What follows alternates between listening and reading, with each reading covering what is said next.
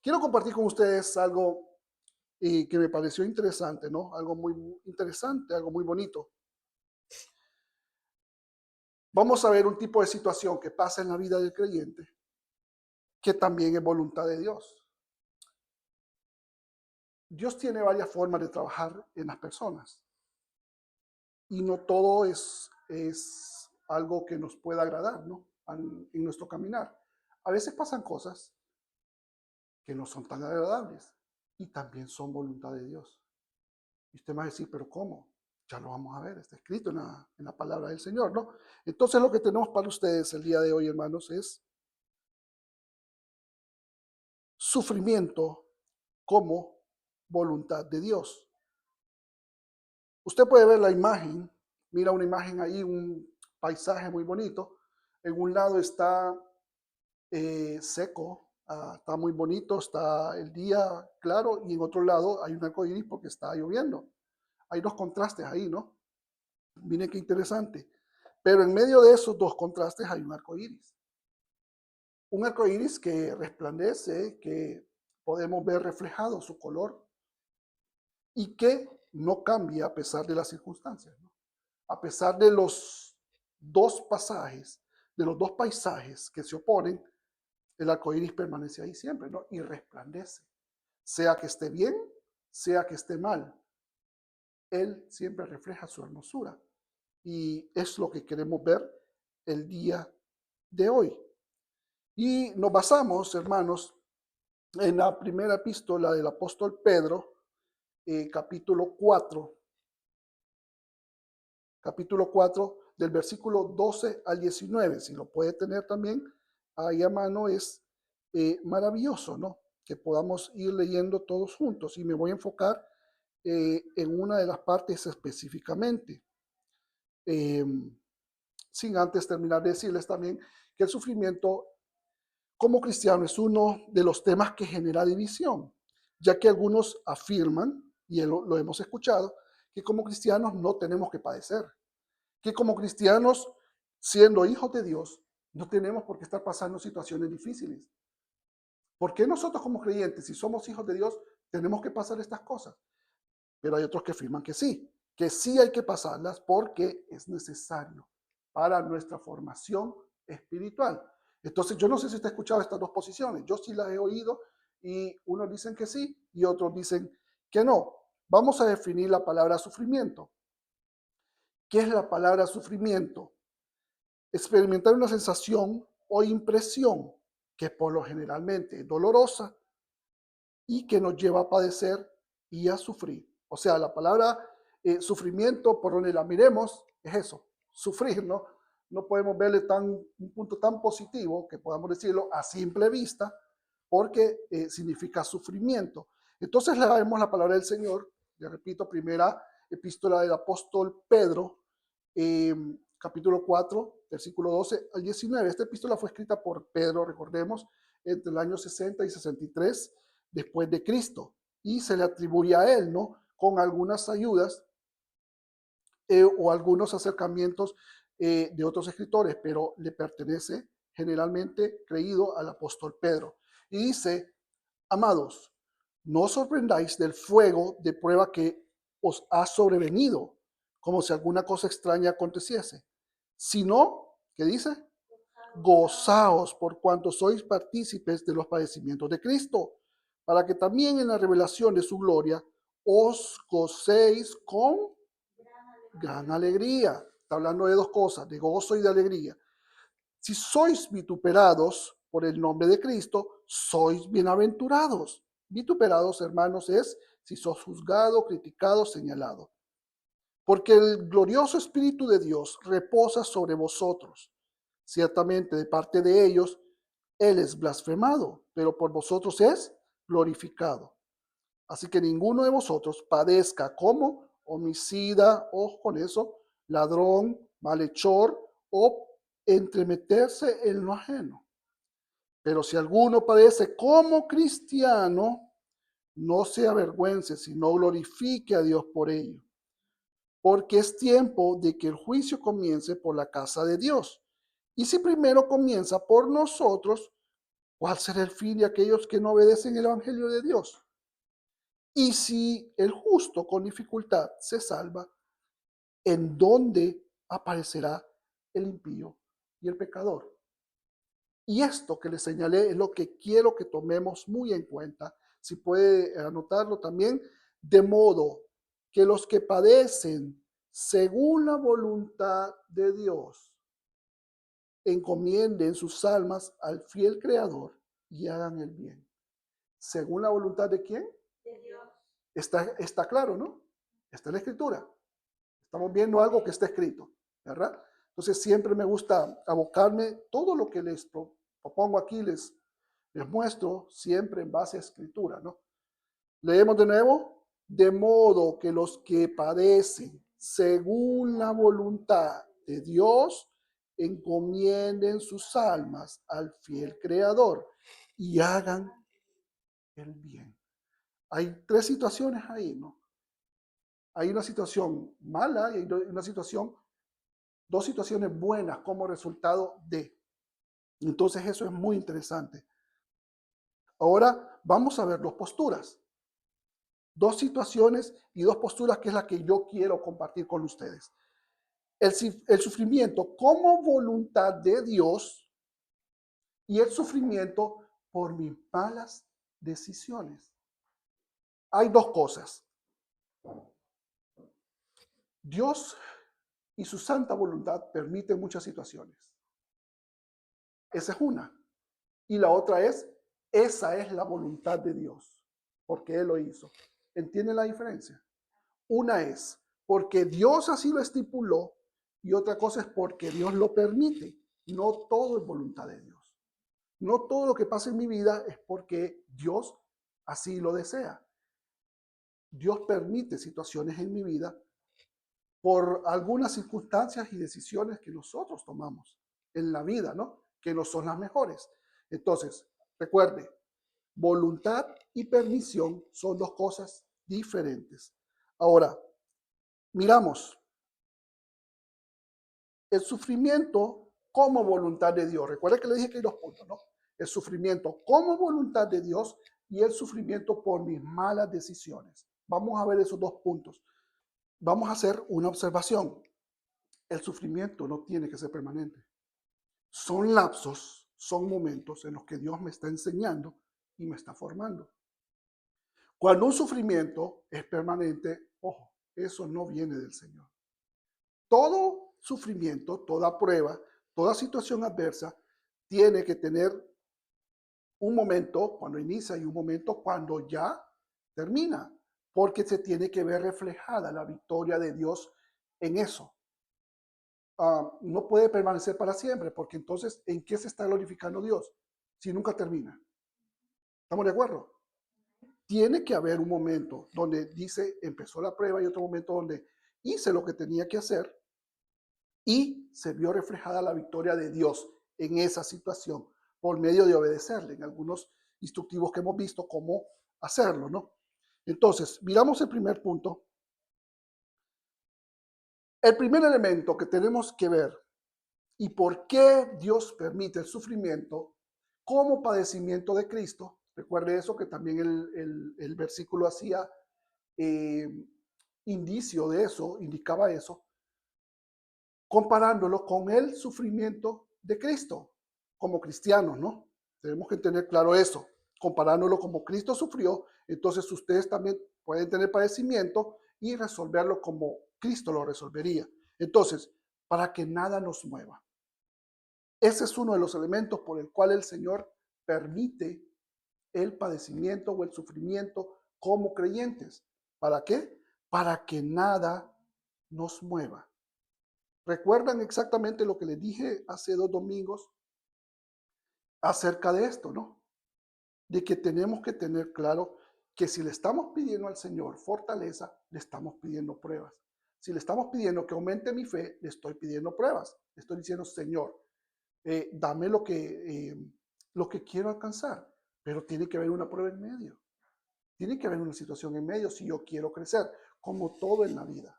Si yo quiero lograr algo, tiene que haber un sacrificio. Si quiero lograr un carro, me tengo que sacrificar. Una casa, me tengo que sacrificar. Si quiero estudiar, me tengo que sacrificar. Pues todo requiere un sacrificio. Lo mismo esto, de la misma manera. Seguir la voluntad de Dios tiene que tener un sacrificio. Y en este caso, parte del sacrificio es el sufrimiento. Repito, esto no puede ser un estado permanente. Tiene que tener una fecha donde ya no es más para que se pueda ver reflejada la obra de Dios y podamos después testificarlo. Ahora, miremos dónde está reflejado esto, para que nada nos mueva. Tiene que estar firme, hermano. Tenemos que estar firmes y parados. Yo no le estoy diciendo que no nos vamos a hacer así, como cuando hay un huracán, ¿no? Que mueve las palmeras y le hacen para acá, pero no nos movemos de donde estamos. Son dos cosas diferentes. Ahora miremos. Versículo 12. Amados, no os sorprendáis. Esto es el reflejo de permanecer firmes. No se vean asustados cuando ven una situación complicada, porque ustedes están firmes en la roca. Si la roca es Cristo y estamos afirmados en Él, pues nuestro padecimiento no nos moverá. ¿Ok? Creo que podemos verlo reflejado, ¿no, Sammy? Cuando estamos en una casa cimentando, tiene que haber piedra, porque si solo hay arena, no funciona. Si solo hay tierra, no funciona. Tiene que haber piedra. Y la roca, dice la Escritura, ¿quién es? Cristo. Entonces, ¿en quién tenemos que estar firmes? En Cristo. Así firmes y que nada nos sorprenda. Porque van a decir, cuando ven un padecimiento, el hermano aquel nos dijo que no nos sorprendamos y que más bien nos afirmemos en la roca que es Cristo. Tenemos que estar firmes y va a suceder. Van a venir cosas, no lo podemos evitar. Nosotros no controlamos el futuro. Controlamos nuestras acciones y controlamos estar agarrados de Cristo. Pero lo que viene en el futuro no depende de nosotros, ¿no? Entonces, tengamos siempre eso en nuestra mente, el versículo 12, ¿no? Amados, no os sorprendáis, porque ya estamos advertidos. Por eso la Biblia nos advierte y nos llama con tiempo a la prudencia y a prepararnos para estas situaciones, ¿no? Entonces es importante eso. Entonces recordemos para que nada nos mueva. Segundo elemento, para mantener el gozo en cualquier situación. Yo le estoy pidiendo algo difícil, ¿verdad? ¿Verdad que sí? Sí. Y primeramente me pongo yo, ¿no? Estoy pidiéndome, Juan, algo tan difícil. Mantener el gozo en cualquier situación. ¿Quién anda gozoso cuando, digamos, le han dado una mala noticia o cuando ha tenido un mal día? No todo el mundo puede manejar las circunstancias. Tenemos que tener una base firme en Cristo y que puedan decir, hey, pero ¿cómo que puedes andar así si estás pasando esto? Y yo les ponía un ejemplo a unos compañeros la vez pasada. ¿Qué diferencia hay, por ejemplo, en un funeral secular y un funeral de creyente, de cristiano? Nosotros, ¿verdad? Hemos asistido muchas veces inclusive a apoyar y un funeral secular y empiezan y gritan y se desmayan y si no los agarran se van también, ¿verdad? Con el muerto. Pero un funeral cristiano es diferente. Por supuesto que hay dolor, eso no es inevitable, pero yo mantengo mi gozo allá en el fondo, mantengo mi gozo de saber, bueno, se fue con Cristo. Bueno, yo le hablé de la palabra. Y mantenemos aquel sentimiento, ¿no? En medio del dolor, pero mi gozo no se mueve. No se mueve, mi, mi gozo permanece siempre constante. Ahora miremos para mantener nuestro gozo. Versículo 13 del mismo texto que leímos, recuerde. Si no gozaos del padecimiento. El gozo para ser puesto a prueba debe ser pasarlo por los momentos difíciles, incluidos el sufrimiento. Y mire esto, ya lo habíamos visto anteriormente, lo recuerdo, gozo y alegría son distintos, ya que uno viene de Dios permanentemente y la otra puede ser pasajera. La alegría, hoy me levanto alegre un día y ando feliz y bromeo y todo, otro día no ando así. Y a todos nos pasa. Somos humanos, ¿no? Y andamos muy felices y riéndonos, y otro día no tan serios, no tan felices, sino que un poco serios. Es normal, pero el gozo no cambia. El gozo es distinto porque ese viene de Dios y ese permanece firme en nuestros corazones. Y si ese día tuve un buen día, gloria al Señor y mi gozo permanece. Si no tuve un buen día, bueno, gloria al Señor, porque Él permitió. Y así, mi gozo tiene que ser constante. Por eso, gozo y alegría son diferentes. Uno permanece siempre porque viene de alguien que lo dio, no lo puede quitar, y la alegría sí, somos variables como humanos. Entonces, tengamos siempre eso también en cuenta, ¿no? Vamos con el tercero, dice, para ser bienaventurado. Para ser bienaventurado. ¿Y qué significa bienaventurado? Significa ser bendecido, ¿verdad? Ser escogido, privilegiado por Dios con sus bendiciones. Eso es ser bienaventurado. Recuerda usted el sermón, ¿no? De las bienaventuranzas. Y Cristo empieza a dar una serie eh, de indicios. Dice, bueno, van a ser bienaventurados los que lloren, los que sufren, y empieza a dar una serie de cosas, ¿no? Y todas no son buenas, pero van a ser bienaventurados. Porque cosa distinta sería que nos dijera, es que van a ser bendecidos y bienaventurados cuando tengan bendición económica, cuando les venga un hijo, cuando les den una casa, cuando compren un carro. Eso es fácil. Pero ser bienaventurado en las situaciones complicadas, allí no es fácil. Y el Señor dice, pero lo van a hacer. Por eso el Señor empieza a preparar a la gente y nos deja instructivos de cómo lograrlo. Ahora, para ser bienaventurado, si son vituperados, son bienaventurados. ¿Qué es vituperados? Les había indicado que vituperados es ser criticado, señalado, cuando le dicen no, usted no, eso es ser vituperado, ¿no? Entonces, no todos cuentan con el privilegio de ser vituperados con Dios. Esto es un privilegio que llega por seguir a Cristo. Ese es un privilegio que llega por servir a Cristo. No todos recibimos lo mismo de parte de Dios. Tiene que haber una, por decirlo así, una recompensa, tiene que haber un agrado de Dios hacia nosotros por servirle, por seguirle.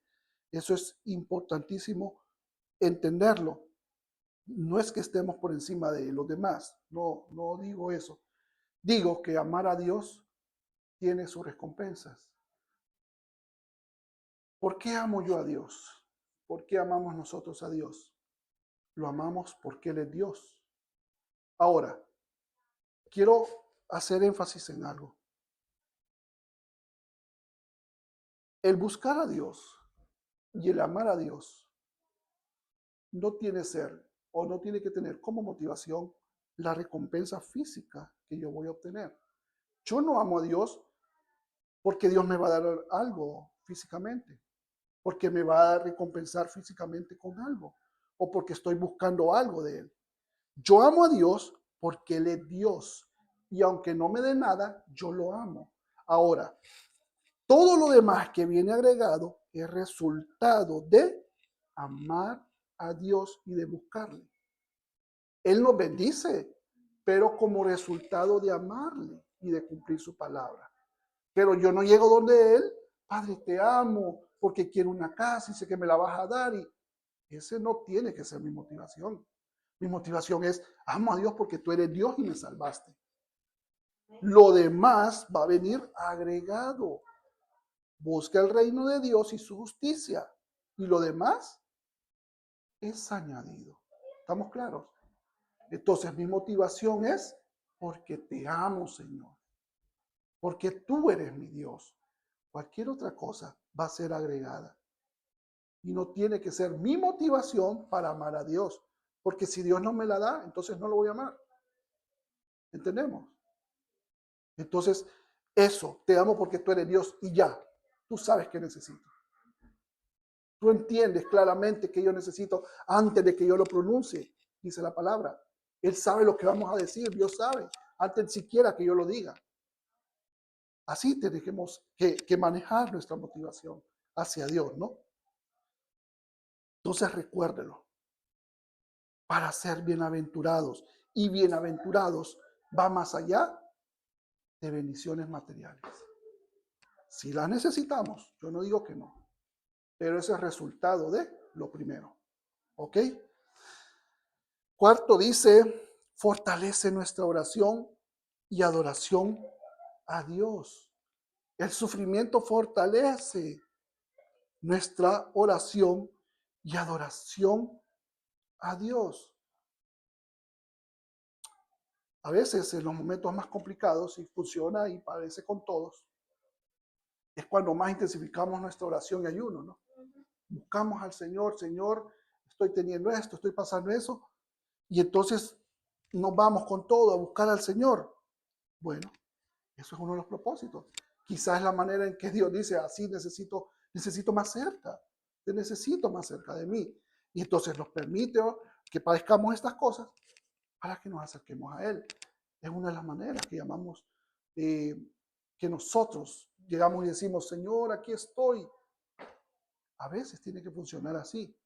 No debería ser siempre así, pero pasa. Así sucede, ¿no? Porque a veces nos encaminamos y nos acomodamos un poco. Y Dios, necesito sacudirlo. Necesito moverlo. Vuelve a tus noches de oración. Vuelve a tus madrugadas de oración. Vuelve a tus ayunos. Vuelve a lectura de la palabra constantemente. Y para que eso funcione, hay que sacudir un poco. Hay que mover un poco. ¿Verdad? Y a todos nos pasa. O nos ha pasado en algún momento. Que nos ha tenido que sacudir para, hey, y las oraciones, y las lágrimas, y el ayuno. Entonces así funciona, ¿no? Entonces tengámoslo siempre presente, porque eso fortalece nuestra oración y adoración a Dios. Qué importante es poder entenderlo, ¿no? Nosotros lo entendemos porque funciona. Quizá otra persona no lo va a entender. Y va a ser para acá, la van a hacer para allá, y aquí y allá, y así. Porque como vimos al principio, su base no es Cristo. Entonces, es interesante ver eso. Ahora, miremos el segundo punto. El sufrimiento por mis malas decisiones. De las malas decisiones que a veces tomamos o hemos tomado en la vida, esa es parte del sufrimiento. Y es aquí donde yo les decía, esto es algo permitido por Dios. No es su voluntad, sino que es permitido por Dios por nuestras malas decisiones. Cada acción tiene una reacción. Así es. Cada acción tiene una consecuencia, buena o mala, pero tiene una consecuencia. Ahora, miren esto, acciones incorrectas, homicidio, robo, hacer el mal y estar en situaciones que no corresponden, lo vimos en el versículo. Ahí es donde habla la Escritura, que esto no proviene como parte de Dios. Dios no respalda esto, obviamente. ¿Cómo Dios va a respaldar esto? Que un homicidio, un robo, andar haciendo el mal. Entonces es parte de malas decisiones, ¿no? Esto es solo un ejemplo en las Escrituras de cosas que no se deben hacer para evitar un sufrimiento que no debemos pasar y que es únicamente el resultado de y no una voluntad divina. Y les voy a poner un ejemplo. Estuve pensando qué cosas padecía yo por mis malas decisiones. Ustedes saben que cuál es el secreto aquí cuando yo pongo un ejemplo. Ponerme a mí de ejemplo, ¿no? Siempre yo. Yo estuve en el colegio, mis años extraños, y recuerdo que en alguna ocasión, de tantas malas decisiones que yo tomé, estábamos una semana que era la semana previa para unos desfiles, ¿no? Y nos tocaba quedarnos a ensayar en el colegio. El colegio era de dos lugares, una planta aquí abajo y una más arriba. Era donde ensayábamos. Cuando terminó el ensayo, ya todo el mundo se iba y yo me quedé con otro compañero, que nos llevamos así. Y nos quedábamos ahí, ¿verdad? En cosas de cipote. Teníamos hambre, no se me olvida, teníamos hambre, ¿sabes? Y había una cafetería, obviamente estaba cerrada, ¿no? Porque era tarde y había terminado. Y el hermano Juan Ya se imaginan, hermano Juan, en esos tiempos, ¿no? Había entre el techo y la madera, había un espacio como de, así, de aquí al techo. Pues tuvimos la genial idea de meternos a sacar churros, porque teníamos hambre. Entonces vengo yo serví para que agarrara a mi compañero y mi compañero se metió. La cosa es que lo que yo me estoy poniendo así en la madera me quedaba aquí. Me rayé todo esto. Anduve lacerado todo esto por 15 días. Bueno, sacamos los churros y comimos. Si querían saber el final de la historia, sacamos una lista de churros y comimos, ¿verdad? ¿Qué quiero llevarles con esto?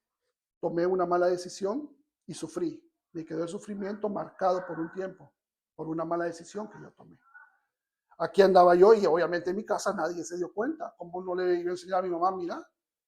Entonces, me quedó marcado.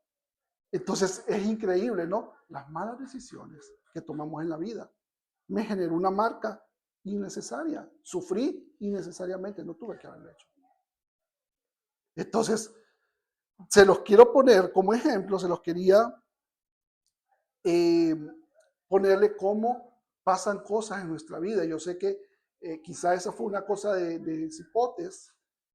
Ya adultos tomamos otras malas decisiones que también nos generan marcas, que no es voluntad de Dios, sino que son marcas, lastimosamente, en base a nuestras malas decisiones. Pero bueno, eso es un pasaje que quiero dejarles con una instrucción final. Con Cristo estoy justamente crucificado, Gálatas 2:20, y ya no vivo yo, mas vive Cristo en mí. Y lo que ahora vivo en la carne, lo vivo en la fe del Hijo de Dios, el cual me amó y se entregó a sí mismo por mí. Le dejo con la primera parte que dice, con Cristo estoy justamente crucificado. El padecimiento que tuvo Cristo es lo que le decía al principio, queremos emular en nuestra vida, ¿no? El sufrimiento. Como creyentes, hacemos representación del sufrimiento que tuvo Cristo. ¿Qué tuvo que pasar Cristo? Cristo Jesús fue golpeado, acusado, fue blasfemado, fue humillado, fue escupido y póngale muchas cosas más. Entonces, ese sufrimiento que Cristo tuvo es representado en nuestra vida. Y cómo servir a Cristo lleva el precio de ser humillados, de ser visto como menos, de ser golpeados, quizás no físicamente, sino moralmente, y muchas cosas cuando seguimos a Cristo. Con Cristo estoy justamente crucificado, hay que pasarlas. ¿Fácil? No. ¿Se puede? Sí. ¿Amén? ¿Estamos conscientes de eso? Entonces, pudimos ver las dos situaciones. Cuando el sufrimiento llega a nuestra vida como voluntad del Señor y cuando es por nuestras malas decisiones. Entonces recuerda este versículo, el 19, de modo que los que padecen según la voluntad de Dios. Ahí cuando alguien le pregunte, pero es que ¿cómo me vas a decir que vas a sufrir si sos cristiano? Es que tiene que pasar según la voluntad de Dios. Me dice, terminando, encomienden sus almas al fiel creador y hagan el bien. No se quejen, no digan cosas incorrectas, no hagan otra cosa que no venga del Señor. Ahí están las dos instrucciones. Encomienden sus almas al Creador y hagan el bien. ¿Verdad? ¿Estamos claros con eso? Recuerden, la enseñanza es importante, la formación de Dios es importante en nuestra vida. Tratemos de minimizar lo menos que podamos el sufrimiento conforme a nuestras malas decisiones. Tratemos de hacer todo en base a lo que el Señor quiere y lo que el Señor nos manda, ¿verdad? Y que sea su cobertura sobre nosotros. ¿Qué dice si se ponen de pie para que oremos y demos gracias al Señor? Entonces, cuando entendamos esta parte, vamos a estar más firmes.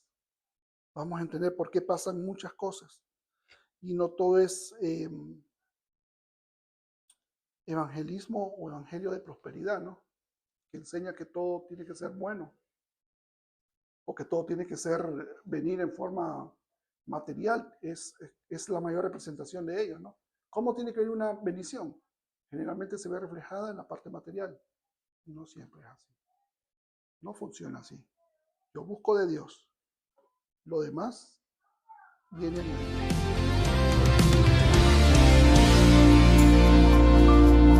Una misión, un mundo mejor, con el mensaje de salvación. Vamos juntos en la misión, porque sabemos que en Jesús hay amor.